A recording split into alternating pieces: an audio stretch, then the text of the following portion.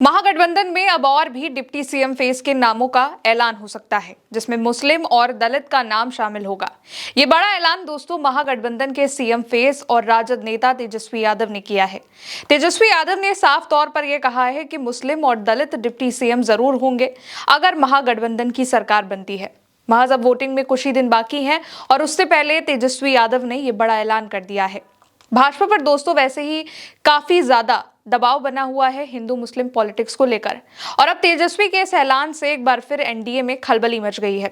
वैसे तो कांग्रेस नेता अशोक गहलोत की अध्यक्षता में हुई प्रेस कॉन्फ्रेंस में मुकेश सहनी के नाम पर मोहर लग चुकी है डिप्टी सीएम फेस के लिए, लेकिन और भी डिप्टी सीएम होंगे इसका भी अंदेशा लग गया था उसी दिन। अब तेजस्वी यादव ने खुद ये कह दिया है कि अगर महागठबंधन सत्ता में आता है तो राज्य में एक से ज्यादा उप मुख्यमंत्री होंगे, जिसमें मुस्लिम समुदाय और दलित समुदाय से प्रतिनिधित्व सुनिश्चित किया जाएगा।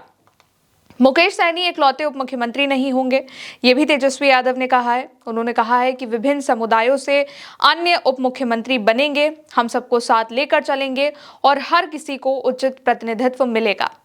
जिस दिन ये घोषणा हुई थी, अशोक गहलोत ने कहा था कि अगर मुकेश सहनी को उप मुख्यमंत्री बनाया जाएगा तो बाकी लोग भी होंगे, विभिन्न वर्गों द्वारा उठाई गई चिंताओं का समाधान किया जाएगा।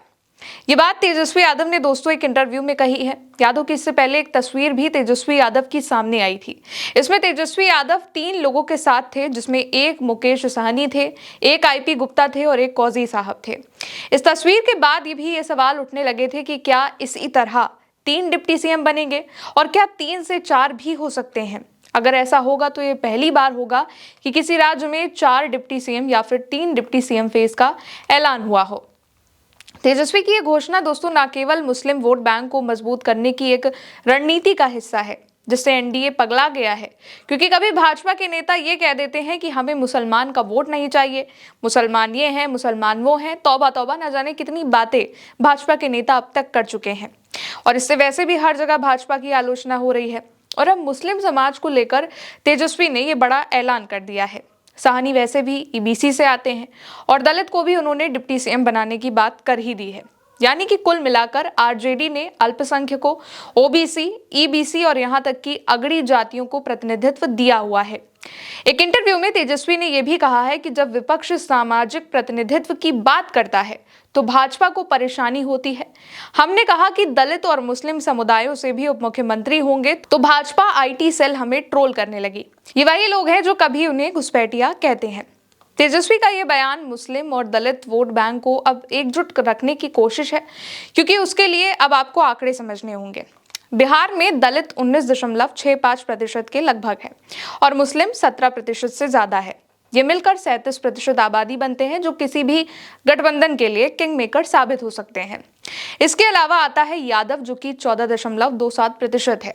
अब यादव और मुस्लिम वोट बैंक आरजेडी का पुराना पारंपरिक वोट बैंक है और इसको झुटलाया भी नहीं जा सकता है। और अब अगर देखेंगे तो मुस्लिम और यादव वोट बैंक और फिर दलित वोट बैंक को अगर एक साथ रखकर जोड़ेंगे तो 51.27% का ये आंकड़ा सामने आता है, और इतना बड़ा मार्जिन अब तेजस्वी के खाते में जा रहा है। इसलिए भी नहीं कि उनकी योजनाएं इसके इर्द गिर्द हैं, बल्कि वो हर समाज से डिप्टी सीएम बनाने की भी बात कर रहे हैं। बड़ा उनको अपॉर्चुनिटी देने वाले हैं तेजस्वी यादव।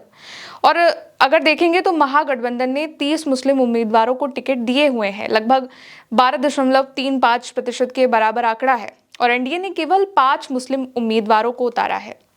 अब इस तरीके से अगर देखा जाए तो तेजस्वी का ये जो ऐलान है ये एनडीए के लिए मुसीबत बनता हुआ जा रहा है, क्योंकि यादव और मुस्लिम वोट बैंक वैसे भी तेजस्वी के साथ है, और अब उनका ये बड़ा ऐलान जो उन्होंने किया है कि वो मुस्लिम और दलित समाज से एक अगला उप मुख्यमंत्री भी बना सकते हैं, उसके बाद अब उम्मीदें और बढ़ चुकी हैं।